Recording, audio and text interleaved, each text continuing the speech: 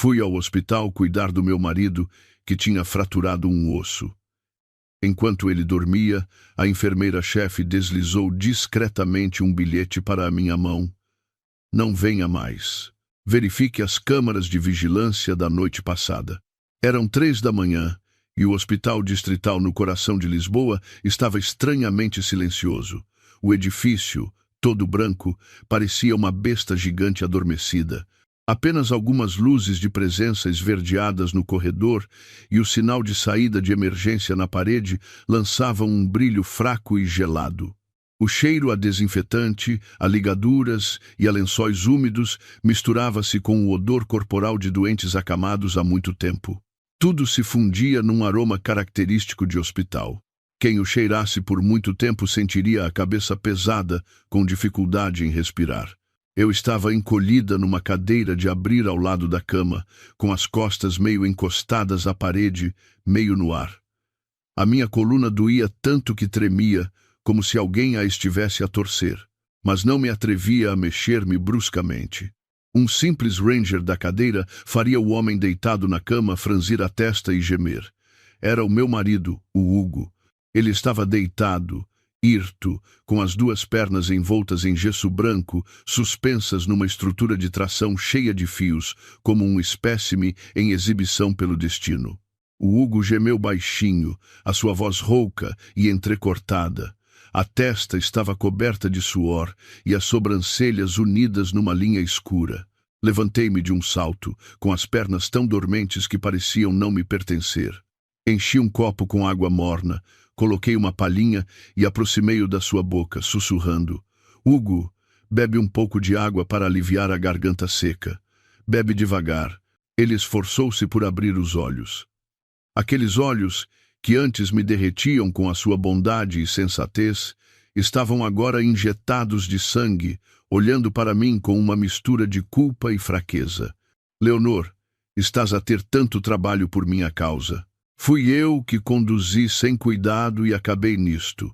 E ainda te obriguei a tirar uma licença para cuidares de mim. Sinto-me um inútil. Sorri-lhe de leve, tentando manter a voz normal. Não digas disparates. Somos um casal. Quem está bem ajuda quem está fraco. Agora que estás aqui, eu cuido de ti. Se um dia me acontecer alguma coisa, sei que farás o mesmo. É a nossa vida, não tens de te sentir assim. Limpei as gotas de água no canto da sua boca com um lenço de papel, mas o meu coração apertou-se profundamente. Há 3 dias, o Hugo teve um acidente de carro a caminho de casa. A polícia de trânsito concluiu que foi uma falha nos travões. O carro embateu no separador central. Ele escapou por pouco. Mas o médico, depois de ver as radiografias, suspirou e disse-me: é uma fratura grave, com compressão de um nervo. Prepare-se para a possibilidade de ele ter de usar uma cadeira de rodas durante muito tempo. Para um homem que estava a estabilizar a sua carreira, aquela frase era como uma sentença de morte. E para mim, Leonor, 32 anos, auditora de obras, foi como se alguém tivesse demolido subitamente a casa que levei quase 10 anos a construir, tijolo a tijolo. O trabalho, a casa, os planos para ter filhos, todos os projetos que tínhamos desenhado juntos. Tudo ficou em pausa numa única noite. Há 3 dias que eu mal dormia. Durante o dia, sentava-me na cadeira ao lado da cama, a vigiar o soro e os medicamentos, enquanto trabalhava no computador, respondendo a e-mails e relatórios da empresa. À noite, de 2 em 2 horas, virava-o, limpava-o e trocava o urinol, mantendo o gesso seco. Todos os nervos do meu corpo estavam esticados ao máximo, como as cordas de uma guitarra. Onde está a Marta? Perguntou o Hugo, depois de beber uns goles de água, olhando à volta do quarto. A sua voz era casual, mas o seu olhar percorreu rapidamente o espaço antes de parar na cadeira vazia do outro lado da cama. A Marta foi à casa fazer uma canja para ti. Disse que trazia amanhã para comeres e ganhares força. Eu mandei-a para casa para descansar um pouco, respondi enquanto ajustava a velocidade do soro. A Marta era uma prima afastada do Hugo. Tinha acabado o curso e vindo da aldeia para a cidade à procura de emprego. Como ainda não tinha encontrado um quarto, estava a ficar temporariamente em nossa casa. A rapariga era um doce e muito despachada. Nestes 3 dias, foi ela que tratou da papelada. Foi buscar coisas e comprou comida. Sem a ajuda dela, eu já teria desabado. Ao pensar nisto, senti uma gratidão sincera. Não a deixes cansar-se demasiado. E tu também tens de aproveitar para dormir um pouco. Estás mais pálida que o doente, disse o Hugo com um suspiro, fechando os olhos com um tom de compaixão. Eu ia brincar com ele para aliviar o ambiente, quando a porta do quarto se abriu devagarinho. O som das rodas de um carrinho no chão de mosaico era quase inaudível. Quem entrou foi a enfermeira-chefe, a quem todos na ala chamavam Dona Irene. Teria uns 40 e poucos anos. Não era bonita e tinha sempre uma expressão impassível, o tipo de pessoa que já viu tanto da vida e da morte que nada a surpreendia.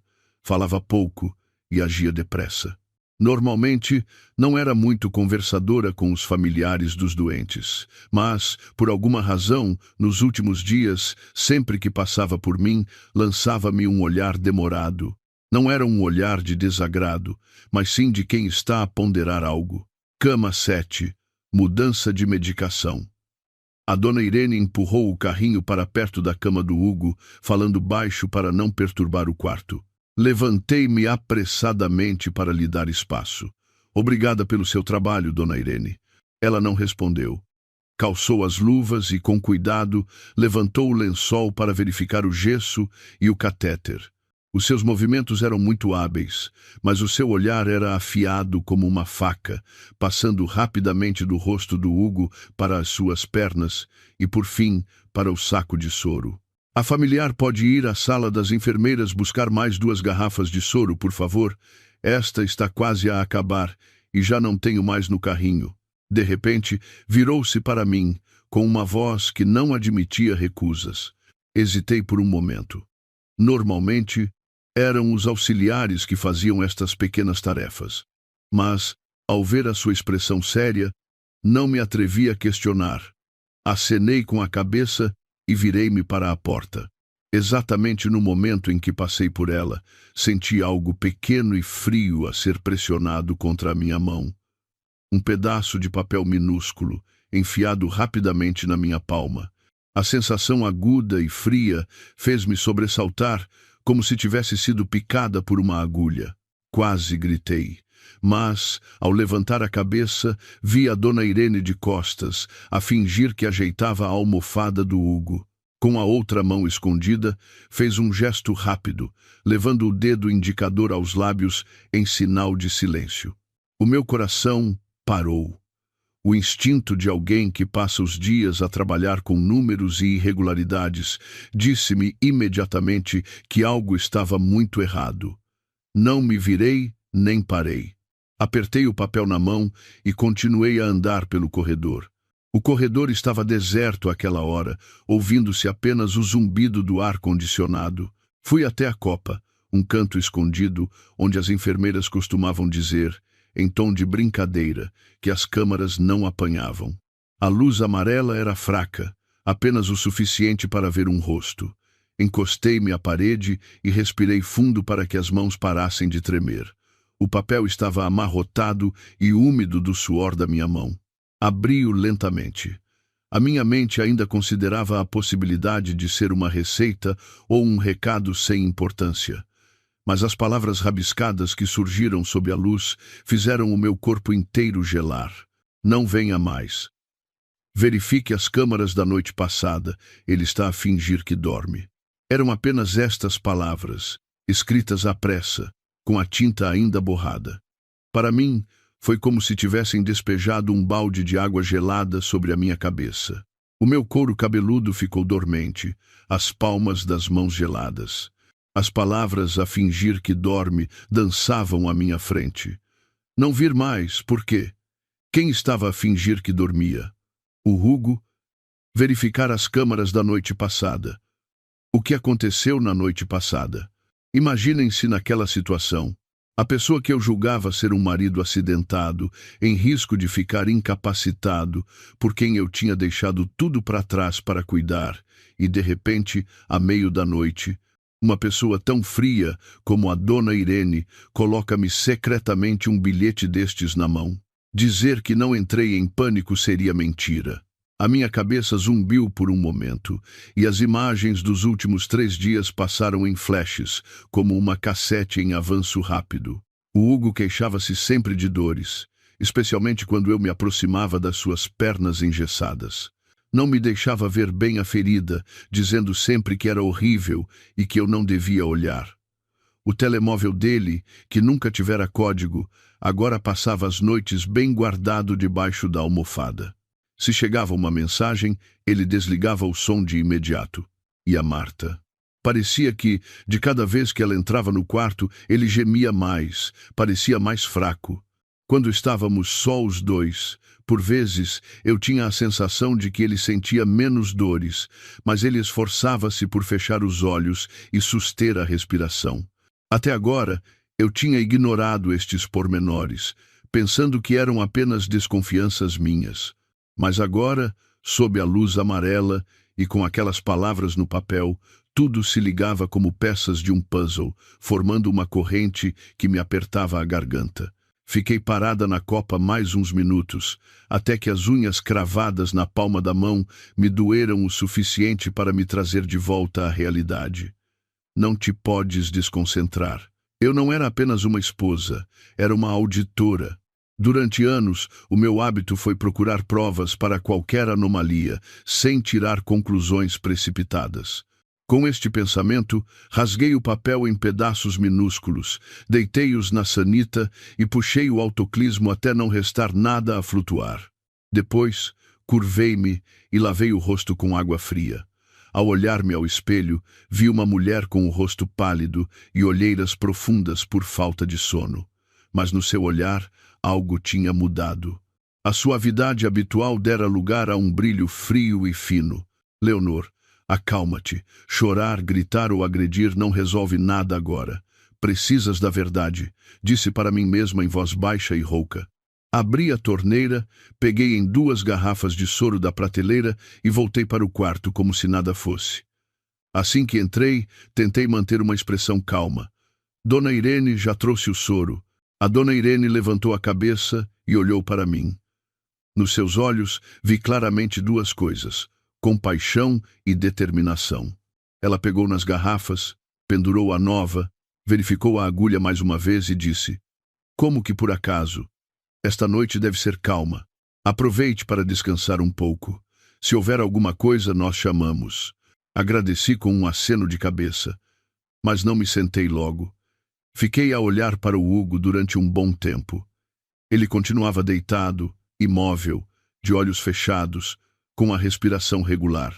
Para um estranho, pareceria apenas um marido coitado, com as pernas partidas, a sofrer dores, e uma esposa dedicada e exausta ao seu lado. Mas, na minha cabeça, depois daquele bilhete, o rosto do Hugo tornou-se estranhamente desconhecido, como uma máscara muito bem pintada. Esta noite, deixa-o dormir. Amanhã veremos tudo com clareza, sussurrei, sem saber se falava com ele ou comigo mesma. Naquela noite, pela primeira vez em 3 dias, não fiquei acordada a contar cada gemido do meu marido.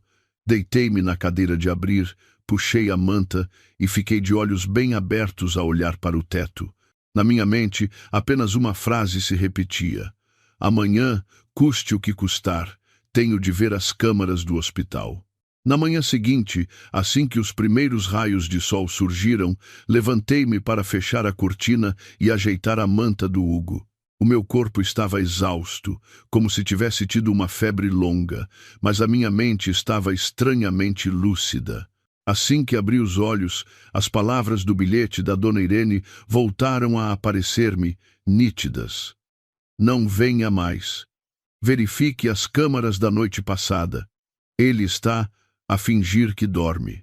O Hugo continuava deitado, imóvel, de olhos fechados e lábios secos, franzindo o rosto de vez em quando, como se estivesse a sofrer. A Marta entrou com a canja, Pousou-a na mesa de cabeceira e, ao ver-me acordada, disse com um sorriso: "Bom dia, Leonor. Acabei de fazer uma canja de galinha para o Hugo, para lhe dar forças. Deves ter dormido mal esta noite. Tens umas olheiras enormes." Olhei de relance para o Hugo. Os seus olhos continuavam fechados, mas os ombros tremeram ligeiramente, como se estivesse a conter um gemido. Para quem visse de fora, parecia uma família unida a superar uma adversidade. Se fosse no dia anterior, talvez eu tivesse sorrido e agradecido a Marta, sentindo o coração aquecido por ter família que se preocupava. Mas, naquela manhã, tudo o que eu via parecia distorcido, como um espelho rachado que quebra a luz em fragmentos afiados. Passei a mão pelo cabelo e esforcei-me por manter um tom de voz normal. "Obrigada, Marta. Tenho de ir à empresa um bocado. Precisam que assine uns documentos urgentes. Fica aqui a tomar conta do Hugo, por favor. Se precisares de alguma coisa, liga-me." Ao ouvir isto, o Hugo abriu ligeiramente os olhos e olhou para mim, preocupado. "Leonor, vais demorar muito?" Eu: "Sinto-me inseguro aqui sozinho. Estes dias foste tu que trataste de tudo, agora vais deixar-me com uma miúda? Que disparate é esse? A Marta tem nos ajudado tanto nestes dias. Ainda nem tivemos tempo de lhe agradecer como deve ser." Virei-me e sorri para a Marta, dando uma palmadinha na mão do Hugo, como se o estivesse a acalmar. "Vou só por umas horas. Aguenta firme. Se precisares de algo, chama uma enfermeira." Terminei de falar e inclinei-me para ajustar a estrutura de tração e os pensos nas suas costas. Os meus movimentos continuavam cuidadosos como sempre, mas no meu coração havia um vazio gelado. Antes, sempre que tocava no Hugo, pensava: "Este é o meu marido, o homem que escolhi para passar o resto da vida." Agora, outra pergunta ecoava na minha mente: será que ele está mesmo a representar para mim? Juntei apressadamente o casaco, a mala e o computador portátil. A Marta ajudou-me com a mala, sem se esquecer de me avisar: "Tem cuidado na estrada, Leonor. Volta para almoçarmos juntos, não comas fora, a comida é muito gordurosa." Acenei com a cabeça e olhei para o Hugo mais uma vez. Ele segurou a minha mão, com os olhos vermelhos, exatamente como um homem com medo de ser abandonado. "Leonor, desculpa-me. E se eu ficar incapacitado? Se te cansares, por favor, não me deixes. Não te divorcies de mim, por favor. Eu vivo por ti." Se fosse antes, eu teria chorado e garantido apressadamente: "Eu nunca te vou deixar." Mas agora senti apenas um nó na garganta. Soltei a minha mão da dele e forcei um sorriso. "Estás a pensar em disparates. Vou só ali e já volto. Fica quieto, não te mexas para não doer mais. A Marta e as enfermeiras estão aqui, ninguém te vai abandonar." Virei-lhe as costas e saí do quarto. A porta fechou-se atrás de mim. O clique suave soou aos meus ouvidos como a divisão de uma vida em duas. Em vez de ir para a saída do hospital, desci até a garagem. O espaço era amplo, mal iluminado, com um cheiro a gasolina misturado com a umidade de água estagnada. Escolhi um canto discreto, estacionei o carro junto à parede, subi os vidros e tranquei as portas. Só naquele espaço fechado me permiti soltar um longo suspiro. Peguei no telemóvel e procurei o nome Tiago TI, um colega mais novo da faculdade que agora trabalhava em segurança informática numa empresa de software. Enviei-lhe uma mensagem: "Tiago, preciso da tua ajuda para um assunto pessoal. É urgente e tem de ser absolutamente confidencial. Pago-te bem pelo trabalho." Do outro lado, a mensagem apareceu como vista em segundos, típico do meu amigo que vivia agarrado ao ecrã. "O que se passa, Leonor? Diz lá. Um dia destes pagas-me um jantar e fica tudo resolvido", respondeu o Tiago. Mordi o lábio e escrevi: "Preciso de ver as câmaras internas do Hospital de Santa Maria, ala de ortopedia, quarto 307, entre a 1h e as 3h da manhã de ontem. Vê se consegues aceder de alguma forma." Enviei a mensagem com o coração a bater descontroladamente. Sabia que estava a fazer algo que não era correto, mas também sabia que, se não o fizesse, poderia passar o resto da vida numa incerteza terrível. Pouco depois, o Tiago ligou-me diretamente. Leonor, isso é um bico de obra. É um hospital público. O sistema de segurança não é fraco, mas não é impossível. Dá-me o nome exato do hospital, a localização, uma foto da porta do quarto, e eu tento seguir o IP interno. Mas, a sério.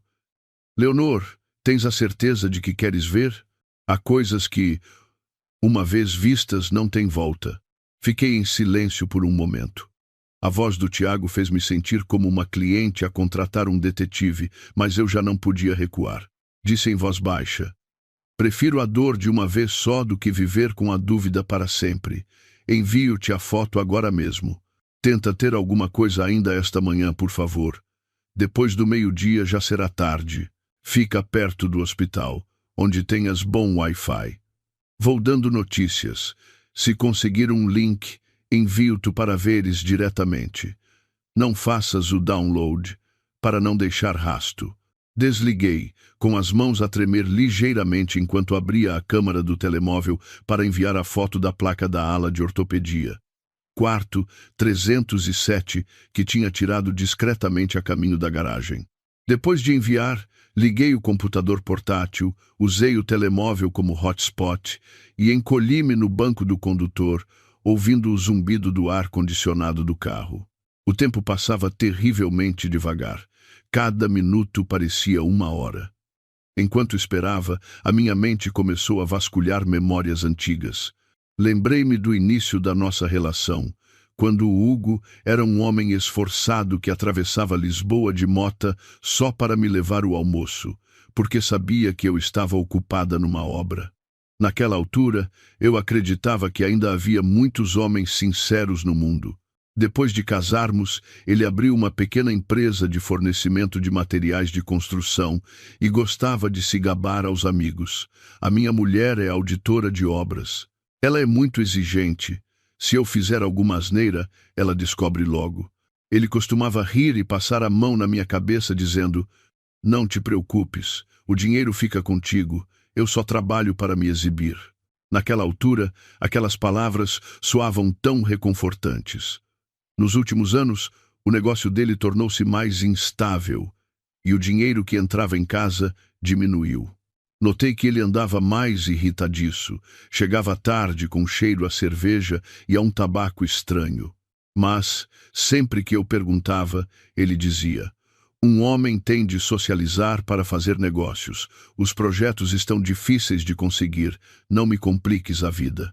Eu estava tão ocupada que, por vezes, mal tinha tempo para respirar e acabava por deixar passar.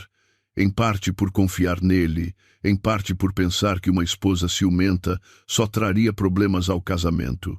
Só hoje, sentada na garagem do hospital, agarrada ao computador como se fosse uma boia de salvação, é que percebi que, durante todo este tempo, eu estive focada nos números dos projetos e esqueci-me de analisar o homem que dormia ao meu lado.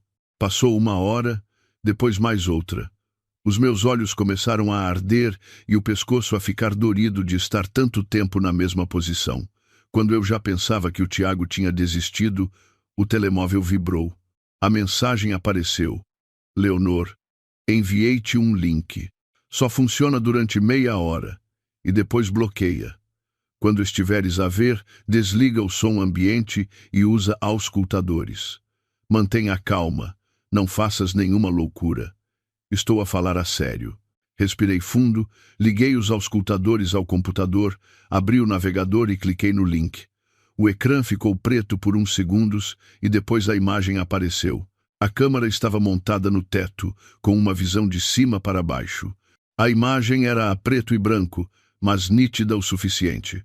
O ângulo cobria quase todo o quarto, a cama do Hugo, a cadeira onde eu costumava dormir, a porta, a mesinha. No canto esquerdo lia-se: quarto 307, 1:58. Arrastei a barra de tempo para cerca das 2 horas da manhã. Lembro-me que na noite anterior eu já não aguentava mais, e o Hugo insistiu para que eu fosse à casa tomar um banho e voltasse cedo no dia seguinte. A imagem era clara. Uma rapariga de cabelo apanhado, com um casaco fino. Eu, a arrumar as coisas, a inclinar-se para dizer algo ao Hugo e depois a sair. A porta fechou-se e o quarto ficou em silêncio. O Hugo continuava deitado, imóvel como um corpo. Apertei as mãos, os dedos a tremer sobre o rato do computador. No fundo, ainda havia uma réstia de esperança. Talvez a dona Irene se tivesse enganado, talvez ele se tivesse apenas mexido um pouco. Mas, menos de um minuto depois, o que eu mais temia aconteceu. O Hugo abriu os olhos, de forma rápida e lúcida, sem qualquer sinal da expressão de dor que tinha antes. Levantou a cabeça, olhou à volta do quarto e, com um movimento firme, sentou-se na cama. A sua agilidade não era, de todo, a de alguém com uma fratura grave que precisava de estar imobilizado. Eu vi claramente as suas pernas, mesmo engessadas, a levantarem-se e abaixarem-se, a rodarem de um lado para o outro. Ele até se esticou para pegar no telemóvel, que costumava esconder debaixo da almofada, e começou a escrever, com uma expressão de conforto inacreditável. Um pequeno estalido soou dentro do carro. Era a caneta que me tinha caído da mão. Mordi os lábios com tanta força que senti o gosto a sangue, mas não desviei o olhar do ecrã. Poucos minutos depois, a porta do quarto abriu-se e a Marta entrou com um saco grande, provavelmente com comida. A câmara não captava o cheiro, mas era como se eu sentisse o aroma de frango frito e cerveja a atravessar o ecrã. Assim que entrou, a Marta sorriu. Trouxe-te uma coisa boa, primo. A Leonor já foi? O Hugo, que já não gemia, riu-se, com a voz clara. Sim, acabou de sair. Meu Deus, pensei que ia morrer à fome. Há 3 dias que só como canja e sopa da Leonor. Anda cá, rápido. Ele agarrou no saco e tirou uma caixa de frango frito e algumas latas de cerveja. Com as mãos ágeis, desfiou um pedaço de frango e levou-o à boca, comendo com um apetite que em nada se parecia com o do homem que dizia não conseguir engolir nada quando eu estava lá. A Marta sentou-se na beira da cama, inclinou-se e deu-lhe uma palmadinha na perna engessada, rindo-se. Come devagar, não te engasgues. Fiquei tão preocupada contigo, mas tens de continuar a fazer o papel de doente, senão a Leonor desconfia e estraga tudo. O Hugo, enquanto mastigava, deu-lhe uma palmadinha nas costas e outra leve, no rabo, como se não soubesse que estava a ser filmado. És muito boa nisto. Sem a tua ajuda na representação, a Leonor nunca teria acreditado. Parece que ela já está a ceder. Daqui a uns dias, de certeza que aceita vender o apartamento de Alvalade. Com a venda, pagamos as dívidas e ainda nos sobram quase 800 mil euros. Dá para começar uma vida nova noutro sítio. A expressão apartamento de Alvalade ecoou na minha cabeça como uma explosão. Eram 3 com uma boa varanda que os meus pais me tinham deixado, os documentos estavam em meu nome.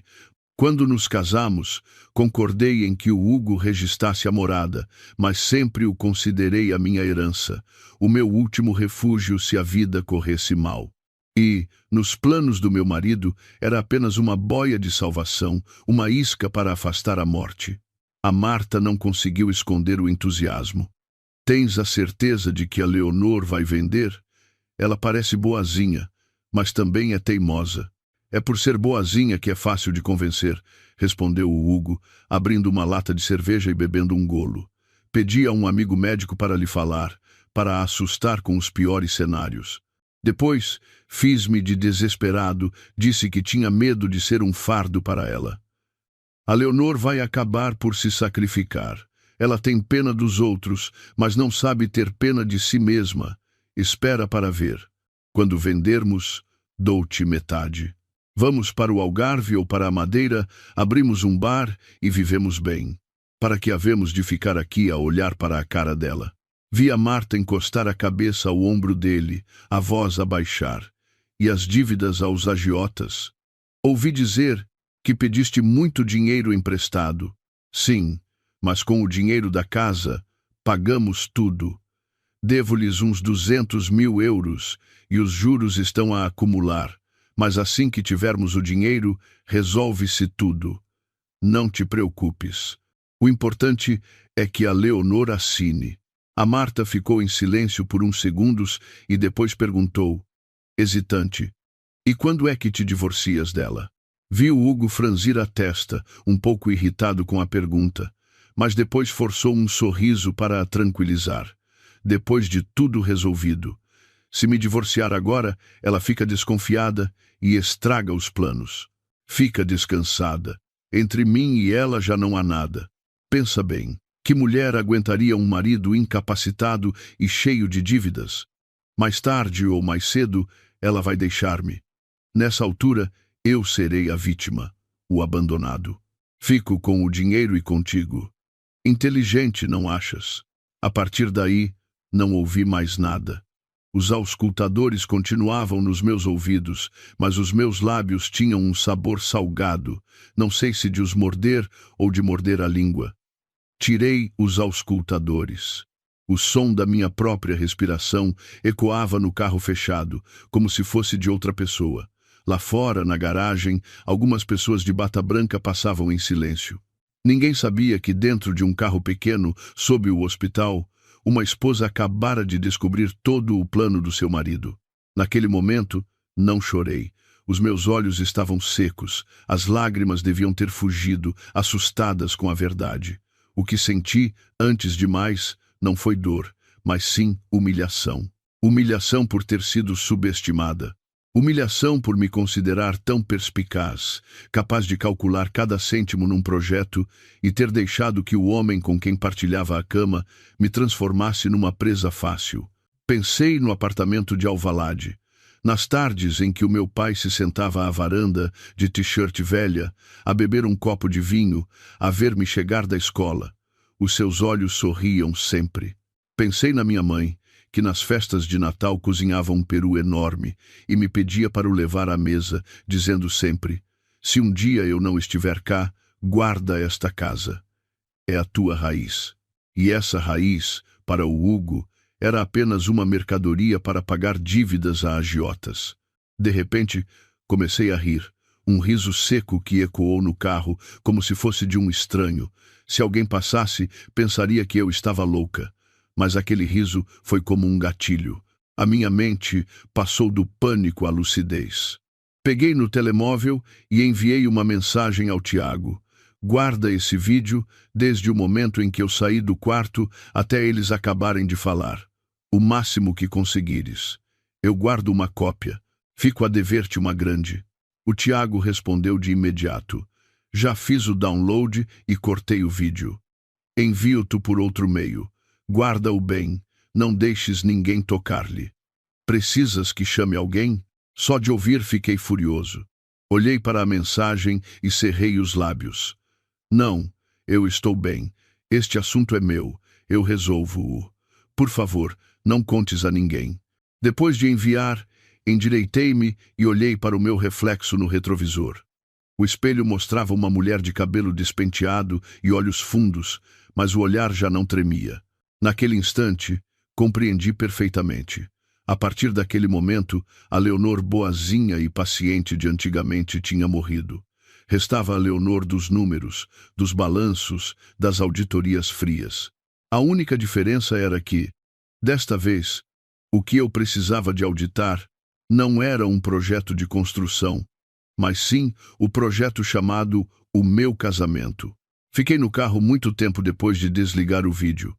Não por medo, mas para organizar tudo na minha cabeça. As imagens que tinha visto já não me assustavam. Eram apenas dados, uma prova clara e irrefutável. E quando tudo se resume a dados, para mim, há sempre uma forma de os processar. Limpei o rosto, ajeitei o casaco e liguei o motor. Em vez de voltar para o quarto do hospital, como tinha prometido ao Hugo, saí da garagem e conduzi diretamente para casa. O caminho familiar parecia estranhamente diferente.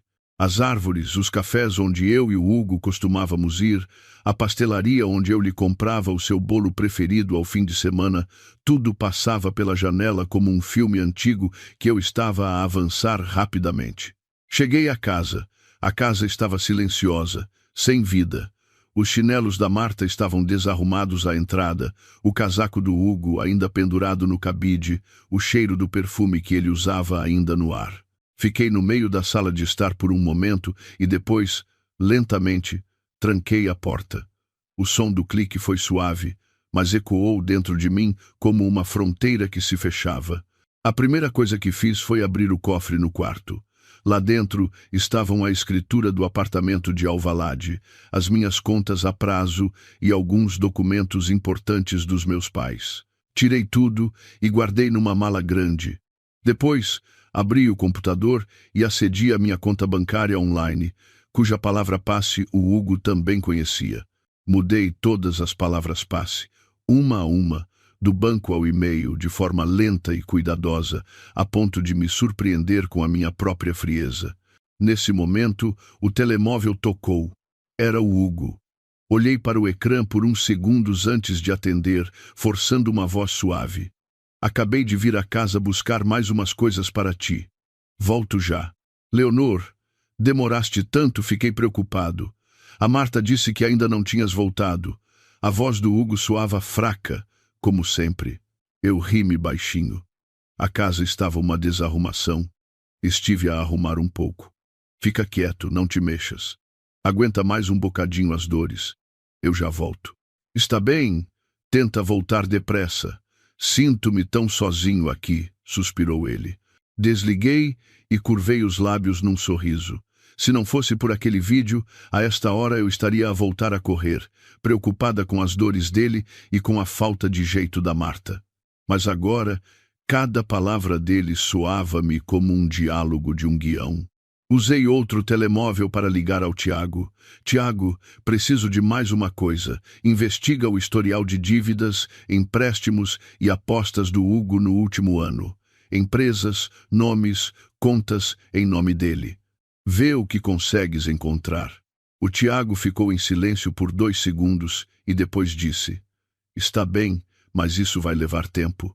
Suspeito que ele esteja mesmo metido com agiotas, porque há uns dias uns tipos estranhos andaram a perguntar por alguém com o mesmo nome.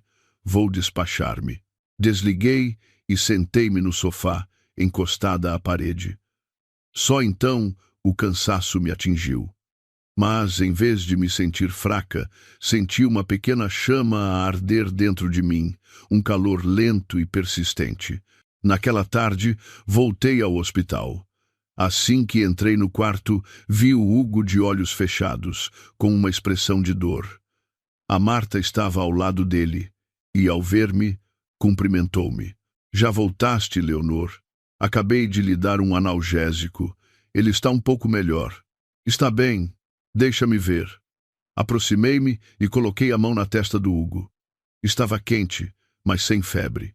Ele abriu os olhos e segurou a minha mão com força. Voltastes, Leonor. Dói-me tanto, não sei se aguento muito mais tempo. Olhei para aquele rosto e pela primeira vez na vida não senti pena. Senti vontade de rir. Aguenta firme. À tarde tenho de me encontrar com um advogado por causa do teu seguro de acidentes. Pediram mais uns documentos, disse eu, com a maior naturalidade possível. O Hugo sobressaltou-se, mas disfarçou rapidamente. Advogado? Por que complicar tanto? É uma seguradora grande. A burocracia é muita, respondi secamente. A Marta, que estava por perto, tremeu ligeiramente ao ouvir a palavra seguro. Eu notei, apesar de ela continuar a sorrir. Nesse momento, o Tomás, o irmão mais novo do Hugo, entrou. O Tomás era 3 anos mais novo, trabalhava como estafeta e era um rapaz simples e calado. Ao ver o irmão deitado, ficou com um ar desolado, trazendo um saco de fruta. Leonor, como está o Hugo? A mãe disse que ele estava com muitas dores. Melhorou um pouco. O médico diz que temos de continuar a vigiar. O Tomás olhou para o Hugo, com os olhos a ficarem vermelhos. Aguenta, mano. Estamos todos preocupados contigo.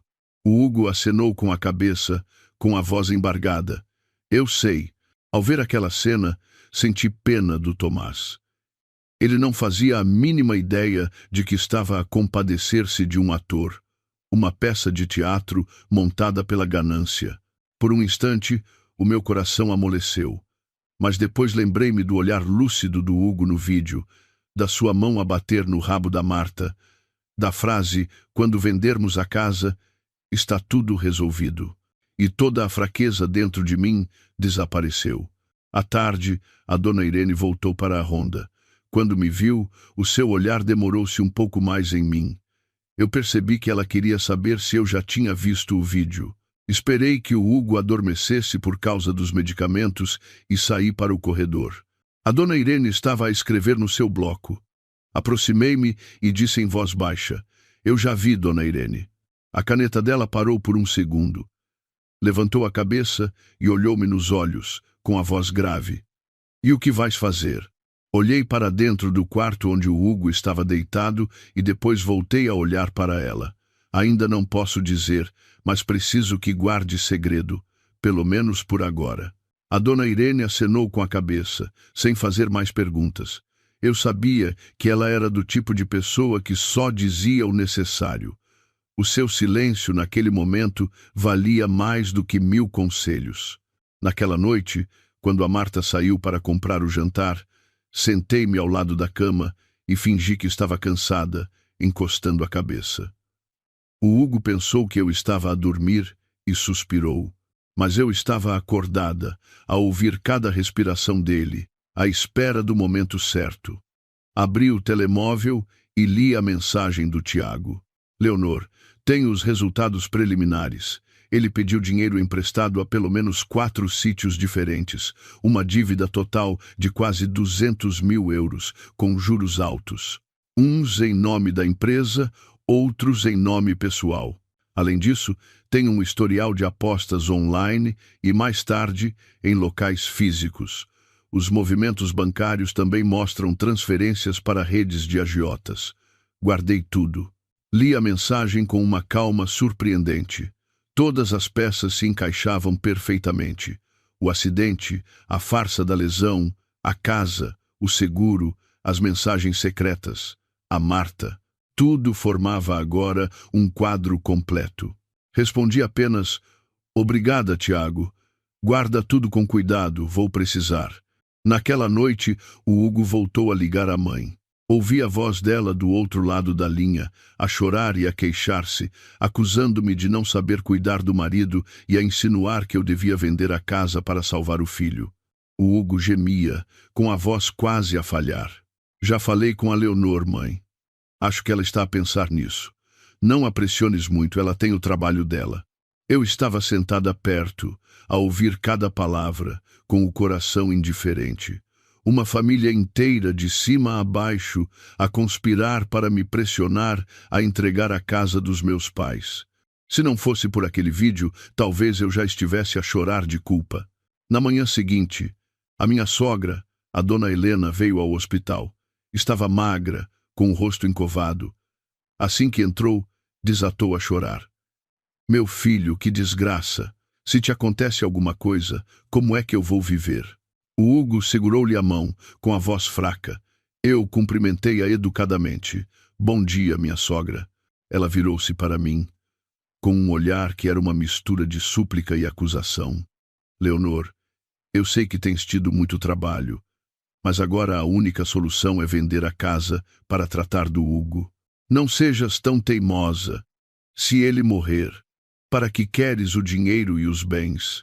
Olhei para ela durante muito tempo. A mulher à minha frente era oficialmente a minha sogra, a pessoa que me levara ao altar e me dissera para a tratar como uma mãe. Mas agora, nos seus olhos, eu via apenas o medo de perder o filho e um cálculo frio sobre o dinheiro. Respirei fundo. Eu compreendo. Estou a pensar no assunto. Mas vender uma casa é uma decisão importante. Tenho de ver bem os papéis, verificar o contrato de seguro do Hugo para não haver problemas mais tarde. Peço-lhe que me dê mais um pouco de tempo. A dona Helena queria dizer mais alguma coisa, mas o Tomás puxou-a discretamente pelo braço. Mãe, deixa a Leonor pensar. Ela tem andado exausta. Ela resmungou, mas não disse mais nada. Mas eu sabia que, a partir daquele dia, a pressão iria aumentar. Eles iriam insistir para que eu vendesse a casa rapidamente. O Hugo e a Marta iriam representar ainda melhor, e a minha sogra seria a carta mais forte que o Hugo usaria para jogar com a minha compaixão. Ao meio-dia, quando todos saíram para comer e ficamos só eu e o Hugo no quarto, ele puxou-me pela mão com a voz muito baixa. Leonor, já pensaste bem? Tenho medo que seja tarde demais. Olhei-o nos olhos, pela primeira vez, sem desviar o olhar. Fica descansado. Se for para vender, eu vendo. Mas tudo tem de ser claro e transparente. Não quero, no futuro, perder o dinheiro e ainda ficar com a fama de ter abandonado o marido. Nos olhos do Hugo, um brilho de alegria passou rapidamente. Ele pensou que eu tinha cedido, e eu pensei para comigo. Sim, eu vou vender, mas não da forma que tu queres. Depois daquela conversa, a atitude do Hugo para comigo mudou visivelmente. Tornou-se mais carinhoso. Segurava-me mais na mão, e o seu olhar mostrava sempre gratidão. Por vezes, até chorava ao falar do medo de ser um fardo para mim. Se fosse antes, eu teria acreditado. Mas agora, cada lágrima que ele derramava trazia-me à mente a imagem dele a comer frango frito, a beber cerveja e a bater no rabo da Marta no vídeo. Eu via-o a representar e o meu coração ficava gelado. A minha sogra vinha ao hospital quase todos os dias. Já não me repreendia como antes, adotando uma abordagem mais suave. Segurava-me na mão e dizia em voz baixa: Leonor, eu sei que gostas muito do Hugo, mas a nossa situação mudou. Faz um pequeno sacrifício. Quando ele recuperar e voltar a trabalhar, compram outra casa.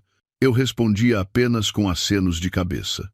O Tomás, pelo contrário, cada vez que visitava o irmão, ficava em silêncio num canto a observá-lo, como se quisesse dizer alguma coisa, mas acabasse por se calar. Uma vez, quando o acompanhei à porta, ele puxou-me pelo braço e disse em voz baixa: Leonor, o Hugo anda muito estranho ultimamente. Às vezes, entro de repente e ele está imóvel como se estivesse a morrer, mas outras vezes ouço-o ao telemóvel, com a voz perfeitamente normal. Tem cuidado. Olhei para o Tomás, com o coração a acelerar. Quem visse de fora pensaria que eu estava a ser pressionada, sem ninguém do meu lado, mas afinal ainda havia quem notasse as coisas estranhas. Obrigada, Tomás. Foi tudo o que consegui dizer. Naquela noite a Marta chegou muito tarde. Quando entrou no quarto, trazia um perfume estranho. O Hugo olhou para ela rapidamente. Eu notei tudo.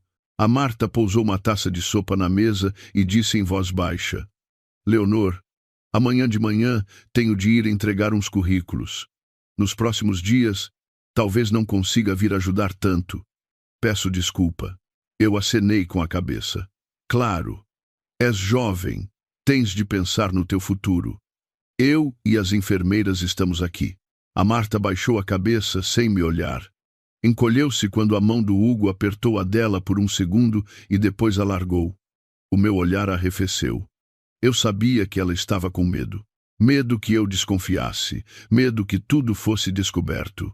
E quando as pessoas começam a ter medo, cometem erros.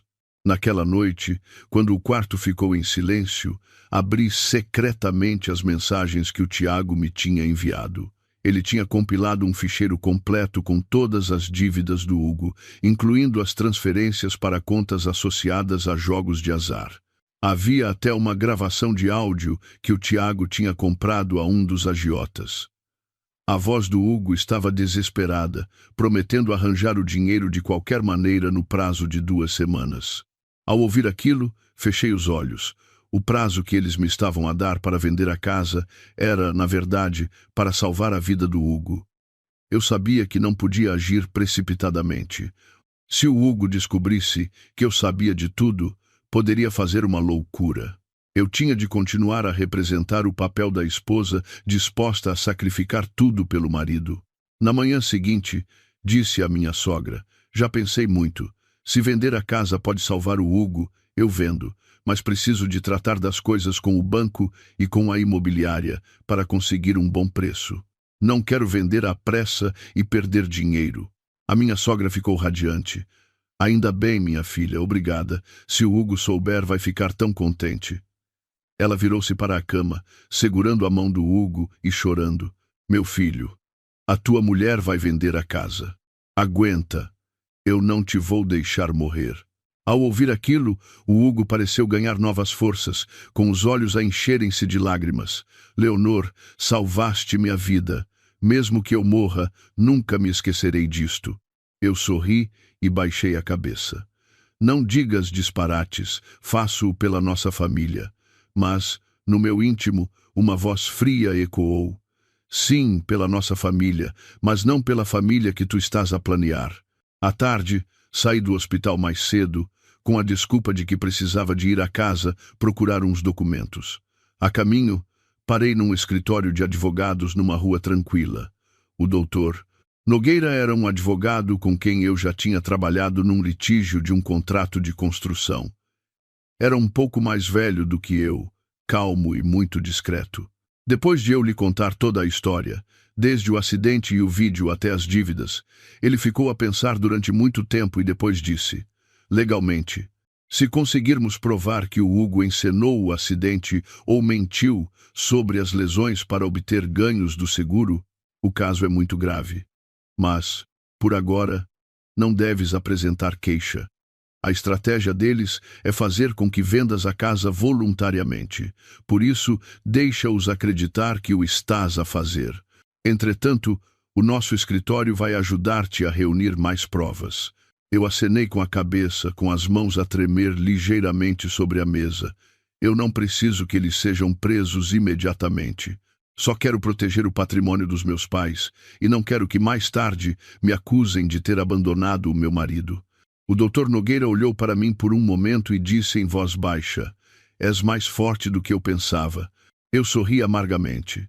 Não sou forte por não sentir dor, mas sim porque não me permito desabar neste momento. Naquela noite, voltei ao hospital. O Hugo, ao ver-me chegar tarde, ficou alarmado. Onde andaste? Liguei-te várias vezes e não atendeste. Fui encontrar-me com um agente imobiliário. Ele já esteve a ver a casa hoje. Há alguns interessados, mas ainda não fechamos o preço, respondi calmamente. Os olhos do Hugo brilharam. A sério? Quanto ofereceram? Cerca de 800 mil euros. Mas eu ainda não aceitei. Quero 900 mil, disse eu lentamente. Era um valor abaixo do mercado. Disse-o de propósito, para que eles não suspeitassem que eu estava a ganhar tempo. E, como esperado, o Hugo acenou, impaciente. Desde que se venda depressa, o preço logo se vê. Eu olhei para ele, sem dizer mais nada. Para mim, a pressa dele era para pagar as dívidas, não por causa da perna partida. Naquela noite, a Marta voltou a sair às escondidas. Fingi que não vi. Eu precisava que ela se ausentasse mais vezes para que o Hugo perdesse um dos seus apoios secretos. E como eu previa, sem a Marta por perto, o Hugo ficou visivelmente inquieto. As suas dores começaram a perder o ritmo. Por vezes, esquecia-se do seu papel e sentava-se mais direito do que devia. Eu via tudo. 2 dias depois, a minha sogra voltou a insistir para que eu assinasse os papéis da venda. Usei a desculpa de que o agente imobiliário precisava de mais uns documentos originais e que demoraria mais uns dias. Ela não gostou, mas conteve-se, porque dependia de mim. O Tomás, por sua vez, estava cada vez mais calado. Uma vez, ao ajudar-me a levar umas coisas para o carro, perguntou-me de repente: Leonor, se por acaso o Hugo tiver feito alguma coisa errada, tu perdoas-lhe? Olhei-o nos olhos. O que achas, Tomás? Ele baixou a cabeça com a voz embargada. Só espero que, se ele errou, pare a tempo. Aquelas palavras fizeram o meu coração vacilar por um instante, mas depois percebi que há erros que não se resolvem apenas parando. Há coisas que, uma vez apostadas com dinheiro, honra e até vidas em jogo, não têm retorno. Naquela noite, quando Hugo já dormia sob o efeito dos medicamentos, fui para o corredor, encostei-me à janela e olhei para o parque de estacionamento escuro. O meu telemóvel vibrou. Era uma mensagem do Tiago. Leonor, os agiotas estão a ficar impacientes. Ouvi dizer que, se ele não pagar a tempo, vão ao hospital falar com ele. Tem cuidado. Suspeito que, dentro de uma semana, vai haver problemas. Apertei o telemóvel. O meu tempo estava a esgotar-se. Esta peça de teatro eu tinha de a terminar antes que aquelas pessoas entrassem em cena com violência. Voltei ao quarto e olhei para o Hugo, deitado na cama, com o rosto sereno de um inocente. Sentei-me na cadeira e sussurrei. Apenas para mim. Representas muito bem, Hugo. Mas a tua atriz principal está prestes a sair de cena. Na manhã seguinte, pedi de propósito um dia de folga para ficar no hospital. Não para cuidar do Hugo, mas para esperar pelo momento certo. Sentia-me como se estivesse no meio de uma sala escura, com a mão no interruptor, à espera do momento exato para acender a luz e expor tudo. O Hugo, ao ver-me ficar o dia todo, ficou radiante. Representou ainda melhor. Sempre que alguém entrava, ele gemia de dor, segurava a minha mão e dizia, com a voz fraca, Leonor, não me deixes, por favor, só te tenho a ti. A minha sogra sentava-se ao lado, a limpar as lágrimas. O Tomás encostava-se à porta, a observar a cena com um olhar de desconfiança.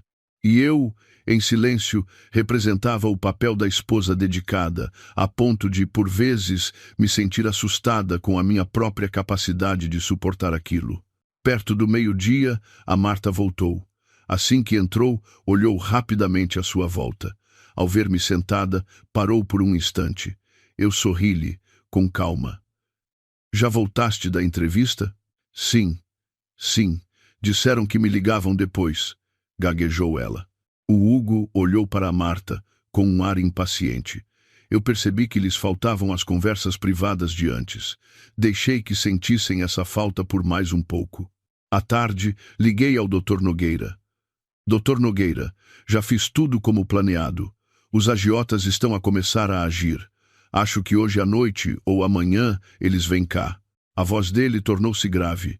Já contactei a polícia. Quando me der o sinal, eles entram.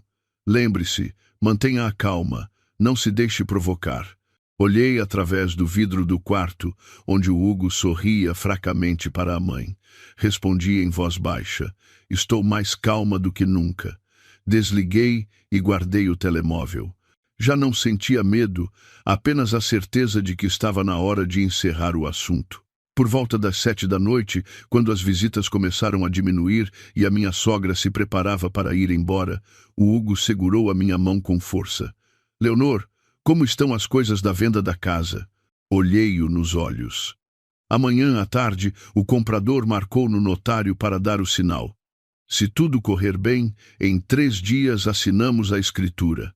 Os olhos do Hugo brilharam, e a minha sogra também ficou aliviada. Ainda bem, minha filha, fico mais descansada. O Tomás ficou em silêncio por um momento e depois perguntou, Leonor, tens a certeza de que não há nenhum problema? Eu acenei com a cabeça.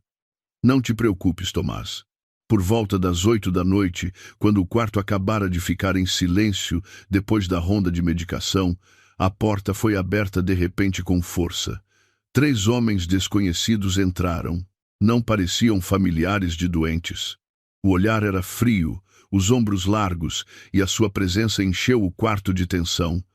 O que ia à frente olhou em volta e depois diretamente para o Hugo. Senhor, Hugo, viemos visitá-lo. O Hugo empalideceu por um instante e depois começou a gemer. Quem são vocês? O que fazem aqui? Eu estou gravemente ferido. A minha mulher está prestes a vender a casa para vos pagar. A minha sogra levantou-se, assustada. Quem são vocês? Isto é um hospital, não é lugar para arruaças. Um deles riu-se. Viemos só visitar um conhecido, não se preocupe. O olhar deles fixou-se em mim. Dei um passo à frente. Calma. Se procuram o meu marido, digam o que querem. Eu sou a mulher dele. O homem ergueu uma sobrancelha. Então a senhora é a esposa? Melhor ainda, o seu marido deve-nos quase 200 mil euros, sem contar com os juros. Ele prometeu arranjar o dinheiro em 2 semanas. O prazo está quase a acabar, só queremos uma resposta clara. Quando é que pagam? O quarto mergulhou num silêncio mortal. A minha sogra tremia, olhando para o Hugo. Hugo, deves tanto dinheiro a esta gente? Por que não me disseste? O Hugo gaguejou, a suar. Foi só um empréstimo para o negócio. Leonor, diz-lhes que vamos ter o dinheiro. Eu olhei para o Hugo, com a voz fria. Fica descansado, o dinheiro vai aparecer, mas não da venda da minha casa. Todos ficaram em silêncio. Os 3 homens olharam para mim, com um ar ameaçador. O que quer dizer com isso? Peguei no telemóvel, cliquei num botão e o ecrã da televisão do quarto iluminou-se com as imagens da câmara de vigilância daquela noite. As imagens eram nítidas, o Hugo a sentar-se, a pegar no telemóvel, a comer frango, a beber cerveja. A Marta sentada ao lado dele. As conversas sobre a venda da casa, sobre a dívida, sobre como me enganar, ecoaram claramente no quarto silencioso. A minha sogra gritou: "Meu Deus, o que é isto? Hugo, o que é que andaste a fazer?" O Tomás ficou petrificado. A Marta, pálida, encolheu-se contra a parede, e o Hugo já não conseguia gemer. Sentou-se de repente em pânico, a perna partida a bater com força na cama. "Leonor, deixa-me explicar. Isto é um mal-entendido." "Mal-entendido?" Ri-me amargamente. "Um mal-entendido sobre fingires uma fratura para me enganar a vender a casa, ou um mal-entendido sobre tu e a Marta planearem usar o meu dinheiro para pagar as tuas dívidas?" Os 3 agiotas olharam uns para os outros. O líder acenou com a cabeça e sorriu. "Bem, não sabia que o Sr. Hugo era tão corajoso." Virei-me para eles. "O dinheiro que ele vos deve é de apostas e empréstimos. Eu não tenho nada a ver com isso. Mas já falei com o meu advogado e com a polícia. Todas as provas foram enviadas. Se causarem mais problemas aqui, não será só ele a sair prejudicado." O homem olhou para mim durante muito tempo e depois riu-se. "Está bem, não nos metemos nos assuntos da sua família. Mas, Sr. Hugo, a dívida conosco continua a existir. Esta é a última oportunidade que lhe damos." Eles viraram-se e saíram, sem mais uma palavra. O quarto ficou mergulhado num silêncio pesado. A minha sogra chorava, batendo no peito do Hugo. "Destruíste a minha vida, meu filho. O que fizeste para chegares a este ponto?" O Tomás olhou para o Hugo, com um olhar cheio de desilusão. "Tu, por dinheiro, enganaste a tua mulher, a tua mãe?" A Marta, a tremer, ajoelhou-se. "Leonor, eu errei. Fui enganada pelo Hugo. Não sabia que as coisas iam chegar a este ponto." O Hugo olhou para mim, o seu olhar revelando finalmente a sua verdadeira natureza, medo e desespero.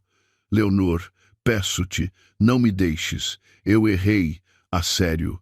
Olhei para ele durante muito tempo. Já não sentia raiva nem a dor do início. Apenas um cansaço profundo. "Não erraste comigo apenas uma vez. Erraste comigo desde o momento em que escolheste mentir. A partir do momento em que colocaste a casa dos meus pais no teu jogo de apostas, entre nós já não há nada a salvar." Virei-me para minha sogra com a voz calma. "Minha sogra, dediquei-me a esta família, mas a partir de hoje já não sou sua nora." A minha sogra ficou paralisada, sentando-se na cadeira. Olhei para o Tomás. "Desculpa por não ter conseguido manter a boa imagem do teu irmão." O Tomás ficou em silêncio, com os olhos vermelhos. Depois, virei-me e saí. Atrás de mim, ouvi choro, gritos, gemidos, mas os meus passos não pararam. A peça de teatro do Hugo tinha terminado.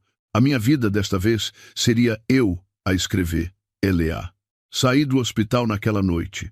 O vento frio cortava a pele. As luzes da rua desenhavam longas faixas amarelas no asfalto molhado. Pela primeira vez em muitos anos, caminhei pela cidade sem sentir que pertencia a algum lugar. Antes, para onde quer que eu fosse, tinha sempre um lugar para voltar, a que chamava casa. Agora, essa casa tinha se transformado numa ferida. Voltei para a casa que os meus pais me deixaram. A casa que por pouco não foi trocada pelas apostas sujas do Hugo. A porta fechou-se atrás de mim.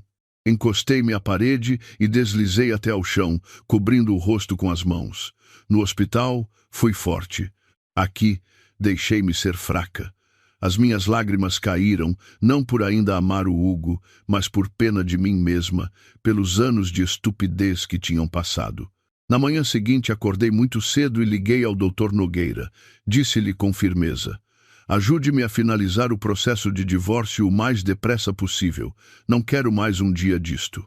O Dr. Nogueira ficou em silêncio por um momento e depois respondeu: fique descansada. Com todas estas provas, o divórcio e a partilha de bens serão muito claros. Não terá de assumir nenhuma das dívidas dele. Eu acenei com a cabeça, embora ele não pudesse ver. O que eu precisava agora não era de uma vitória no papel, mas de uma fronteira clara para sair da vida do Hugo. Ao meio-dia, o Tomás apareceu em minha casa. Ficou muito tempo em frente ao portão antes de tocar a campainha. Quando abri, ele baixou a cabeça.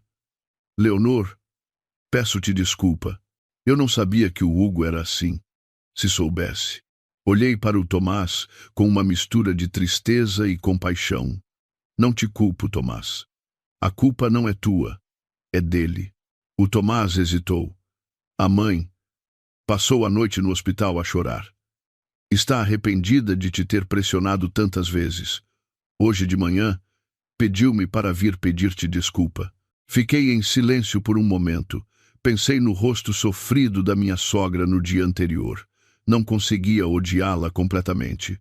Ela não era má, apenas cega pelo amor ao filho.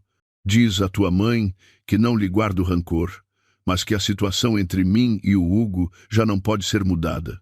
O Tomás limpou os olhos com a manga.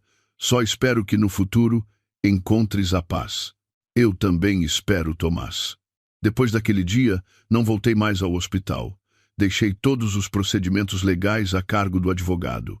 Não queria ver o Hugo mais nenhuma vez, não queria ouvir mais nenhuma explicação daquele homem. O que precisava de entender, já tinha entendido. Uma semana depois, recebi uma chamada de um número desconhecido. Era a minha sogra. Leonor, peço-te desculpa. Eu errei. Confiei no meu filho e fiz-te sofrer. Só agora percebo que a pessoa que mais sofreu foste tu. A voz dela tremia, a respiração ofegante. Fiquei em silêncio durante muito tempo antes de responder. Minha sogra, não a culpo, mas não posso voltar atrás. Estou muito cansada. Do outro lado da linha, a voz dela embargou-se e só se ouviu um choro baixo. Desliguei, com o coração pesado. Havia dores que não vinham do ódio, mas da impossibilidade de voltar atrás. No dia do julgamento, o Hugo foi levado sob custódia. Estava muito mais magro, o rosto sem o ar arrogante de antes. Ao ver-me, os seus olhos brilharam com uma réstia de esperança. Leonor, eu sei que errei. Pede ao juiz para me dar uma oportunidade. Eu não olhei para ele. Olhei diretamente para o juiz e li a minha declaração com uma voz calma. Cada palavra era como uma faca a cortar o que restava entre mim e o Hugo. A sentença de divórcio foi proferida rapidamente. A nossa relação matrimonial estava oficialmente terminada perante a lei. Eu não tinha de assumir nenhuma dívida. A casa continuava a ser minha. O resto da vida do Hugo já não me dizia respeito. Ao sair do tribunal, respirei fundo. O céu estava muito azul naquele dia, tão azul que me fez sorrir. Afinal, o céu ainda estava lá. Eu é que, durante todos aqueles anos, me tinha esquecido de levantar a cabeça para o ver. Um mês depois, mudei de casa. Não por medo das memórias, mas porque queria recomeçar noutro lugar. Pedi transferência para uma nova filial da empresa. O trabalho intenso não me deixava muito tempo para pensar no passado. Uma tarde, ao sair do trabalho, encontrei a Marta à porta de um supermercado. Estava muito mais magra, o rosto sem a maquilhagem de antes. Ao ver-me, ficou paralisada. Leonor, eu acenei com a cabeça, sem surpresa. Peço-te desculpa.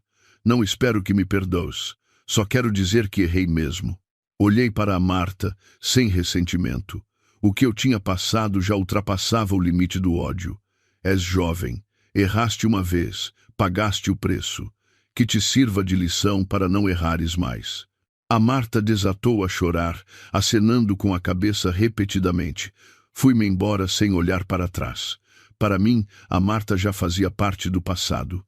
Naquela noite, sentei-me sozinha na varanda do meu novo apartamento, a beber um chá quente e a ver os carros a diminuírem na rua.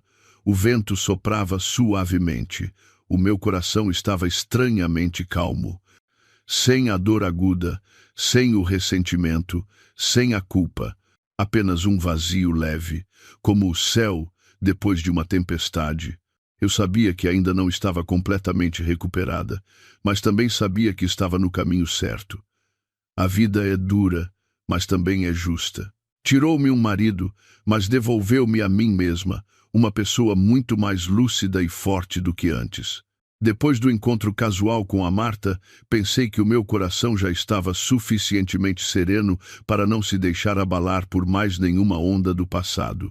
Mas a vida raramente nos deixa em paz tão facilmente. Uma manhã de segunda-feira, assim que cheguei ao escritório, a recepcionista disse-me que alguém queria ver-me, da família do meu ex-marido. O meu coração falhou uma batida. Um mau pressentimento percorreu-me. A pessoa à porta do meu escritório era a minha ex-sogra.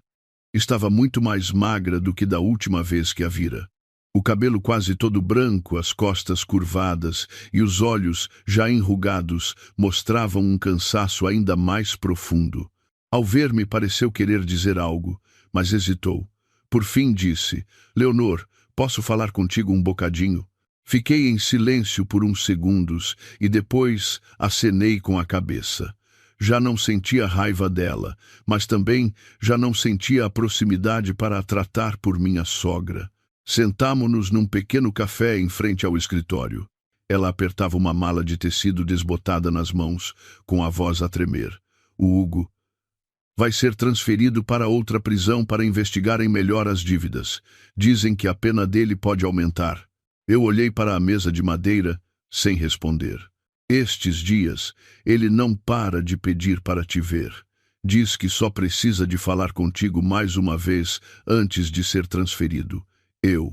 Eu sei que não tenho o direito de te pedir isto, mas sou mãe dele, não consigo evitar. Ela baixou a cabeça.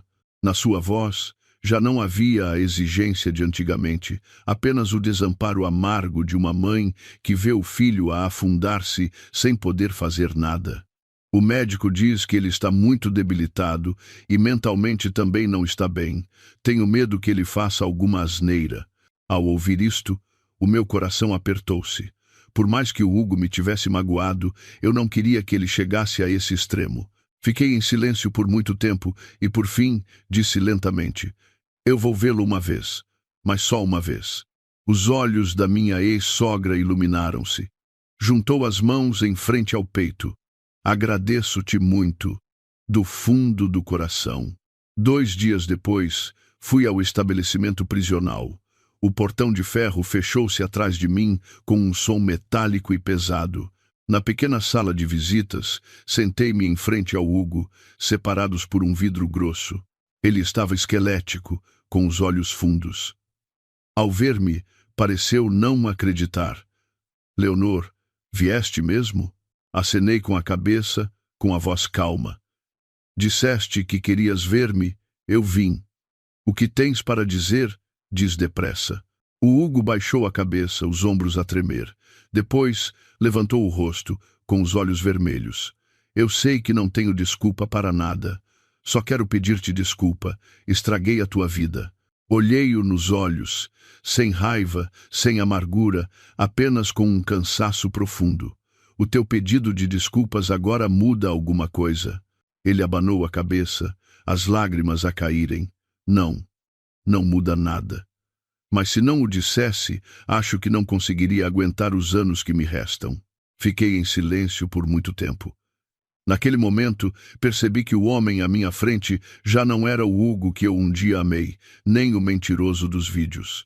Era apenas um homem derrotado, completamente exposto às consequências dos seus atos. Leonor, se pudesse voltar atrás, preferia nunca te ter conhecido a ter te conhecido e magoado tanto. Eu sorri levemente, um sorriso amargo de aceitação tardia. Se nunca nos tivéssemos conhecido, talvez eu nunca soubesse o que é confiar na pessoa errada, nem o que é levantar-me depois de cair. Deste-me uma lição muito cara, mas eu já a paguei. O resto és tu que tens de suportar. O Hugo olhou para mim fixamente, como se quisesse gravar a minha imagem para sempre. A sua voz estava rouca. Leonor, vais ficar bem, não vais? Com toda a certeza, respondi secamente. Levantei-me, coloquei a mão no vidro e disse a minha última frase. Vamos acabar aqui, Hugo. Já não te odeio, mas também não posso voltar atrás. Ele também colocou a mão do outro lado do vidro. As nossas mãos a tocarem-se através de uma distância intransponível. Virei-me e fui-me embora, com o coração leve. Ao sair do portão da prisão, o sol da tarde aqueceu-me o rosto. Senti que tinha fechado completamente um capítulo da minha vida. O tempo que se seguiu foi calmo. O trabalho estabilizou. Fui promovida a um novo cargo, com mais pressão, mas também mais gratificante. O Tomás, de vez em quando, ligava-me para saber como eu estava. Contou-me que a mãe dele estava muito fraca, a saúde a piorar. Pedi-lhe apenas que cuidasse dela por mim. Eu não tinha coragem de voltar ao passado mais uma vez. Uma noite, recebi uma mensagem de um número desconhecido. Leonor, sou a Marta. Acabei de assinar um contrato de trabalho noutra cidade. Antes de ir, só queria agradecer-te por não me teres levado ao fundo do poço. Olhei para a mensagem durante muito tempo e depois respondi. Vive com decência, Marta. É o suficiente. Guardei o telemóvel, com o coração em paz. Cada um tem de seguir o seu próprio caminho. Eu já não tinha a responsabilidade de carregar os fardos de mais ninguém. Naquela noite, na varanda do meu apartamento, olhei para as luzes da cidade. A luz de milhares de janelas refletia-se no céu escuro como estrelas artificiais. Percebi que, por mais escura que a vida seja, há sempre uma luz. Basta estarmos dispostos a abrir os olhos para a ver. Eu tinha vivido nos erros de outra pessoa, mas a partir de agora, viveria nas minhas próprias escolhas. Depois do encontro com o Hugo na prisão, senti como se tivesse fechado uma porta muito pesada. As noites de insônia tornaram-se mais raras e as dores no peito menos frequentes.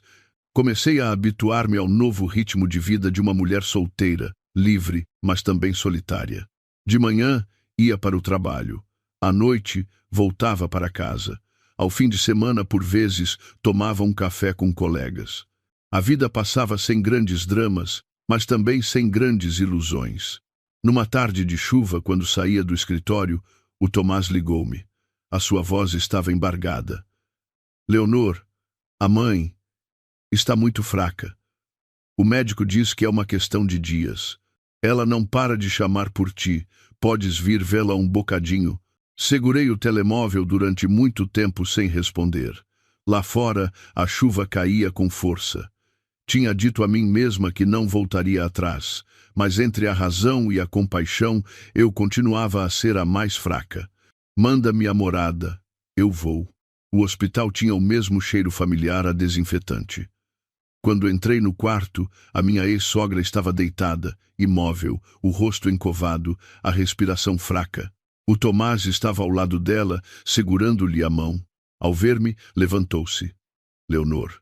Acenei com a cabeça e aproximei-me. A minha ex-sogra abriu os olhos com dificuldade. Ao ver-me, o seu olhar iluminou-se um pouco. Leonor, vieste? Inclinei-me e peguei na sua mão magra. A mão que tantas vezes me tinha apontado, agora fria e trêmula. Sim, estou aqui. As lágrimas dela correram-lhe pelo rosto. Eu errei tanto contigo. Passei a vida a pensar só no meu filho, não vi o que ele era e deixei-te sofrer. Apertei-lhe a mão de leve. Já passou, eu não a culpo. Ela chorou, o peito a subir e a descer com dificuldade. Não espero que me perdoes. Só espero que, na próxima vida, se nos encontrarmos, não sejas a minha nora. Que eu possa ser uma estranha e tratar-te com a decência que mereces. Aquelas palavras foram como uma faca no meu coração. Baixei a cabeça, as lágrimas a caírem sobre a sua mão seca. Nesta vida, já pagamos as nossas dívidas. Descanse em paz. Ela acenou com a cabeça, a respiração a abrandar. Pouco depois, o monitor cardíaco mostrou uma linha contínua. O Tomás desatou a chorar. Eu fiquei ali, em silêncio, com o coração vazio. Não senti a mesma dor de quando perdi os meus pais. Apenas uma tristeza profunda, como se tivesse fechado o último capítulo de uma ligação que tinha chegado ao fim. O funeral foi simples. Estive presente, como uma última nora a cumprir o seu dever. Os familiares olhavam para mim de várias maneiras, com curiosidade, pena, constrangimento. Não me importei.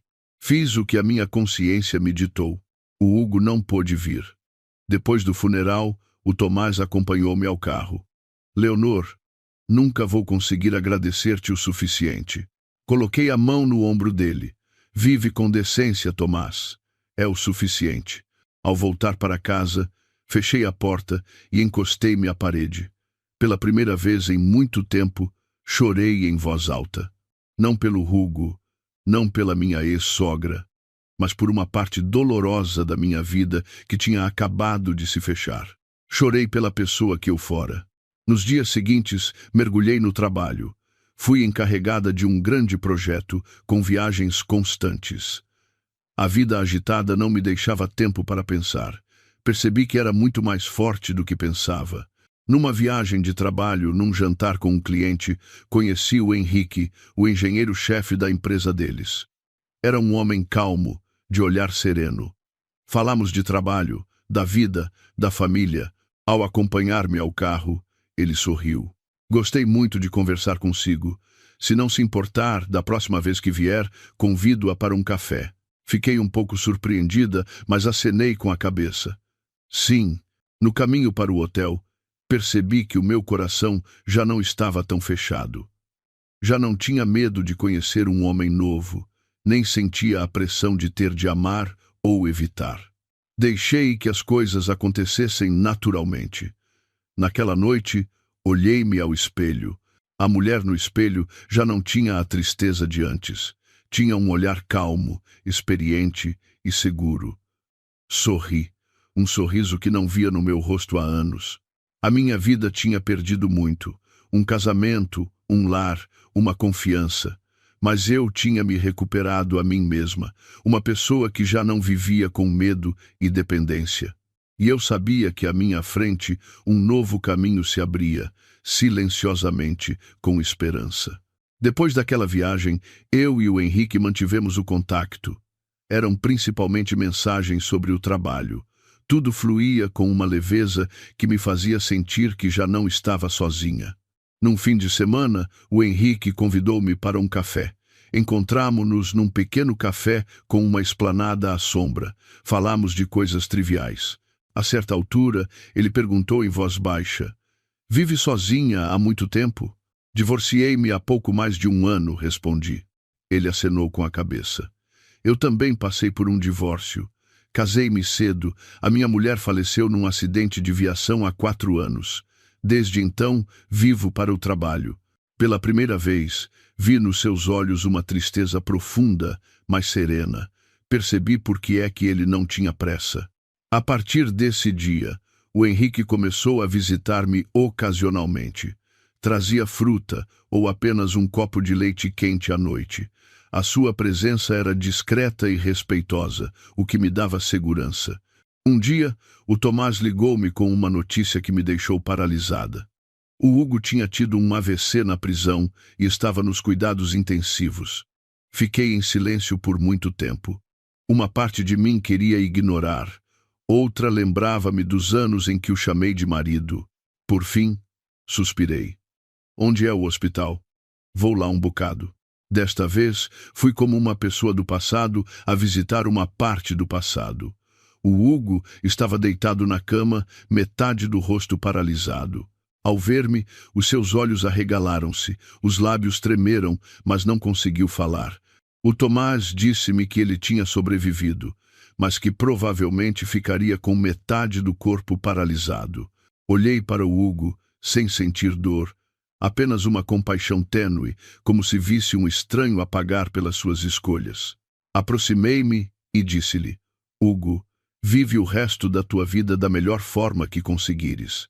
O passado entre nós, já não o odeio, mas também não posso voltar atrás. Não te agarres mais a ele. Uma lágrima escorreu do seu olho. Não sei se era de arrependimento ou de medo, e já não me importava. Ao sair do hospital, senti-me estranhamente leve. Naquela noite, o Henrique esperava por mim em frente ao meu prédio. Está cansada? Perguntou ele.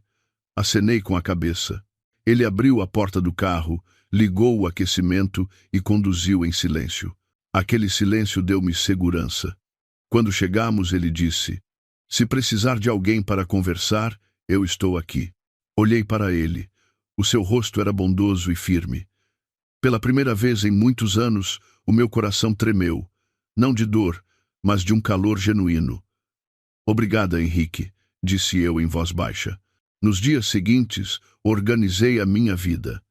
Levei as cinzas da minha ex-sogra para a sua terra natal, como o Tomás desejava. Acendi uma última vela por ela. A caminho de casa, enviei uma mensagem ao Henrique. Já estou melhor. Ele respondeu rapidamente. Ainda bem. Quando estiver livre, convido-a para jantar. Olhei para a mensagem e sorri. Senti-me forte o suficiente para dar mais um passo, não para esquecer o passado, mas para não deixar que ele me prendesse. A vida continuou. Eu e o Henrique não nos apressamos. Estávamos simplesmente presentes na vida um do outro. Eu encontrei uma paz que não era a ausência de problemas, mas a força para os enfrentar. Uma manhã, o Tomás ligou-me novamente. A sua voz estava diferente. Leonor, o Hugo, não resistiu. Fiquei em silêncio junto à janela. Eu sabia que este dia chegaria, mas o meu coração ainda falhou uma batida. Quando foi? Perguntei. Esta madrugada. O AVC piorou. Não chorei. Senti apenas um vazio, como se estivesse diante de um túmulo para o qual já me preparava há muito tempo. Vens vê-lo uma última vez? Perguntou o Tomás. Sim, vou. Fui. Não como ex-mulher, mas como alguém que partilhou um pedaço da vida com ele. O funeral foi pequeno. O Henrique estava lá fora, à minha espera. A sua presença silenciosa acalmou-me. Está bem? Perguntou ele. Sim, apenas a fechar mais uma porta. Depois do funeral do Hugo, tudo se fechou verdadeiramente. O Tomás mudou-se para a sua terra natal. Desejei-lhe felicidades. Algum tempo depois, o Henrique levou-me a conhecer a mãe dele. Era uma mulher bondosa que me acolheu com um sorriso. A filha já passou por muito. Aqui, sinta-se em casa. Aquelas palavras simples fizeram-me sentir as lágrimas nos olhos. Numa noite, o Henrique deu-me uma pequena caixa. Leonor, não lhe prometo uma vida perfeita, mas prometo não a enganar, não a abandonar e estar ao seu lado. Se um dia estiver pronta para dar mais um passo, quero ser eu essa pessoa. Dentro da caixa havia um anel simples. Segurei-o, sentindo uma confiança lenta e firme a crescer dentro de mim. Dê-me um pouco mais de tempo, pedi eu. Não por não confiar em si, mas porque quero dar este passo de forma completa. Ele sorriu. Eu espero. O tempo passou. O Tomás abriu uma pequena oficina na sua aldeia. Eu visitei-o, feliz por vê-lo recomeçar. Numa noite, antes de me deixar em casa, tirei a pequena caixa da mala. Henrique, não posso prometer que nunca vamos discutir, nem que serei a esposa perfeita. Mas sei que, se não avançar hoje, talvez passe o resto da vida com medo. E eu não quero mais isso. Ele olhou para mim, os olhos a brilharem, pegou no anel e colocou-o no meu dedo. Encaixou-se perfeitamente. Case-se comigo à sua maneira, Leonor. O resto, o tempo dirá. O nosso casamento foi pequeno, com as pessoas mais próximas. A mãe do Henrique segurou-me na mão. A partir de agora, viva em paz. O que passou, ficou para trás. Vestida com um vestido branco simples, lembrei-me da mulher que eu fora, caída num hospital. Percebi que o caminho para a paz não é esquecer, mas sim enfrentar as feridas e continuar a andar, sem tremer. Começamos a nossa vida juntos numa pequena casa, todas as noites. Havia uma luz amarela na janela, o som de pratos na cozinha e alguém à minha espera. Era o suficiente. Por vezes, ainda sonho com o Hugo, mas ele passa por mim como um estranho. Acordo e sinto-me em paz. Numa manhã, enquanto tomava o meu chá na varanda, o Henrique colocou a mão no meu ombro. Leonor, estou-lhe grato por ter sido forte o suficiente para chegar até aqui. Segurei a sua mão. E eu estou-lhe grata por ter esperado. Olhámo-nos, sem precisar de mais palavras. A vida tem perdas que não podem ser substituídas. Mas, em troca, aprendi o valor da decência e da confiança na pessoa certa, no momento certo. Se naquele dia eu não tivesse visto aquele vídeo, talvez ainda vivesse numa mentira, e se não tivesse tido a coragem de largar o passado, nunca teria este presente. A felicidade não é nunca ter caído. É, depois de cair, ainda ter a coragem de acreditar, de viver e de amar outra vez, com um coração que já conheceu a dor, mas que já não guarda rancor.